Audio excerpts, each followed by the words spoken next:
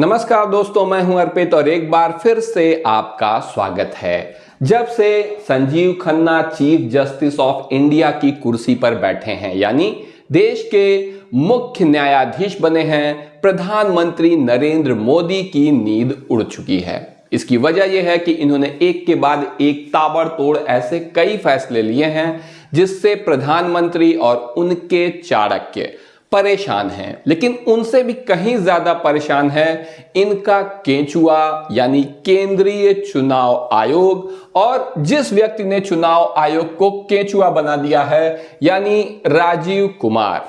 खबर है कि राजीव कुमार का खेल बिगाड़ेंगे chief justice of India Sanjiv Khanna. क्यों? क्योंकि संजीव खन्ना की कोर्ट में राजीव कुमार का फैसला होने वाला है। 11 फरवरी को सुनवाई होने जा रही है। ऐसे में रिटायरमेंट के पहले ऐसा भी हो सकता है कि राजीव खन्ना की नौकरी चली जाए। आप देख सकते हैं सवालों के घेरे में हरियाणा चुनाव पिछले काफी समय से है और इसमें जो इस्तेमाल की गई थी ईवीएम, उसको लेकर सवाल उठाए जा रहे थे। लेकिन इसके पहले चीफ जस्टिस थे चंद्रचूड़ और उन्होंने सब कुछ खारिज कर दिया था, सभी विवादों को सिरे से खारिज कर दिया था। लेकिन अब इसके वेरिफिकेशन को लेकर सीजेआई 11 फरवरी को करेंगे सुनवाई। सीजेआई मतलब संजीव खन्ना, क्योंकि अब चंद्रचूड़ रिटायर हो चुके हैं। जागरण की खबर है, हम नहीं कह रहे हैं। तो आप स्पष्ट रूप से देख सकते हैं कि बहुत बड़ी मुसीबत बढ़ने वाली है केंद्रीय चुनाव आयोग की और उसके आकाओं मालिकों की। खबर आप देखिए यहां पर क्या है कि आरोप प्रत्यारोप हो रहा था ईवीएम को लेकर। इस बाबत सुप्रीम कोर्ट ने शनिवार को विधानसभा चुनाव के दौरान इस्तेमाल की गई ईवीएम के सत्यापन की मांग करने वाले कांग्रेस नेताओं की याचिका स्थगित कर दी थी। लेकिन अब खबर है कि संजीव खन्ना की अध्यक्षता वाली पीठ इसकी सुनवाई करेगी। ईवीएम जो इस्तेमाल हुई थी उनके वेरिफिकेशन की सुनवाई करेगी और अब मुख्य न्यायाधीश संजीव खन्ना की अध्यक्षता में इस बात पर फैसला होगा कि जो ईवीएम इस्तेमाल की गई थी वो ठीक थी या नहीं। ऐसे में कौन फंस रहा है? राजीव कुमार फंस रहे हैं, मुख्य चुनाव आयुक्त, और उनके मालिक कौन है आप जानते ही हैं। लेकिन इसके पहले एक बहुत ही विचित्र चीज जो हुई थी कि जब यही चीज, यही सुनवाई, यही मांग जब सामने आई थी चंद्रचूड़ के, जस्टिस चंद्रचूड़ के, तो उन्होंने हरियाणा चुनाव को लेकर फटकार लगा दी थी कांग्रेस को, सीधा फटकार, और इलेक्शन कमीशन को कुछ भी कहने से इनकार किया था। बिना सुने ही कह दिया था कि इस बात पर सुनवाई नहीं हो सकती है। हरियाणा चुनाव से जुड़ी याचिका एससी में खारिज हो गई थी, सुप्रीम कोर्ट में खारिज हो गई थी। कांग्रेस ने जब कहा कि जल्दी इसकी सुनवाई की जाए, तब चंद्रचूड़ ने यहां तक कहा था कि क्या सरकार का, जो नई सरकार चुनी गई है हरियाणा में, उसका शपथ ग्रहण रोकना चाहते हैं। आप ही बताइए क्या ज्यादा महत्वपूर्ण है, शपथ ग्रहण या फिर चुनाव की पारदर्शिता? वोटों की लूट रोका जाना ज्यादा जरूरी है। शपथ ग्रहण तो हो ही जाएगा अगर सब मामला पारदर्शी तरीके से हुआ है, कोई लूट नहीं हुई है वोटों की, तो शपथ ग्रहण होने में कितनी देर लगेगी?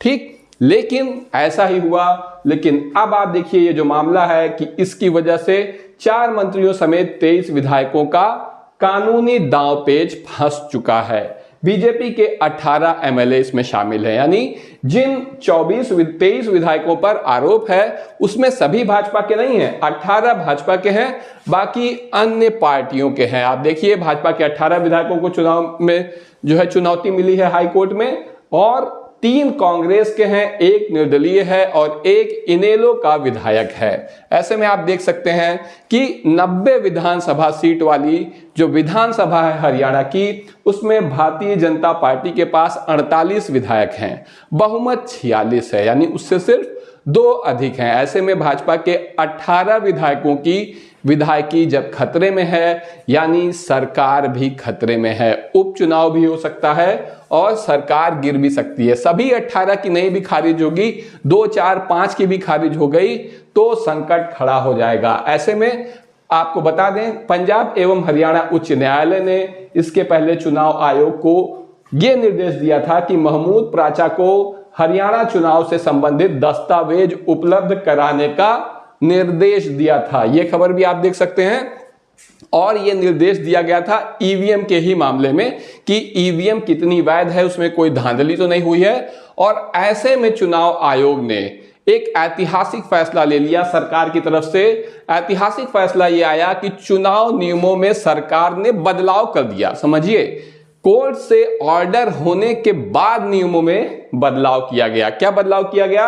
इलेक्ट्रॉनिक रिकॉर्ड नहीं मांग सकेंगे आम लोग। यानी ये जो अदालत ने निर्देश दिया था कि महमूद प्राचा को जो वकील हैं उन्हें दिया जाए ये डेटा, और इन्होंने नियम ही बदल दिया कि अब नहीं दे सकेंगे। लेकिन ज्यादा होशियारी भी मुसीबत की जड़ होती है। और अब आप देख सकते हैं इसी चाणक्यगिरी के चलते चुनाव नियमों में संशोधन के खिलाफ ये जो नियम बदला गया था, चुनाव नियमों में संशोधन के खिलाफ सुप्रीम कोर्ट में होगी सुनवाई। इस मामले को भी संजीव खन्ना ने स्वीकार कर लिया है, क्योंकि उन्होंने ये माना है कि ये पारदर्शिता समाप्त करने का एक तरीका है। ऐसे में आप देख सकते हैं कि बहुत ज्यादा मुश्किलें बढ़ रही हैं राजीव कुमार की, जो कि मुख्य चुनाव आयुक्त हैं इस देश के, और इनके सर पर तलवार लटक रही है। अगर ये फंसेंगे तो इनके मालिक भी फंसेंगे। कौन है मालिक आप जानते ही हैं।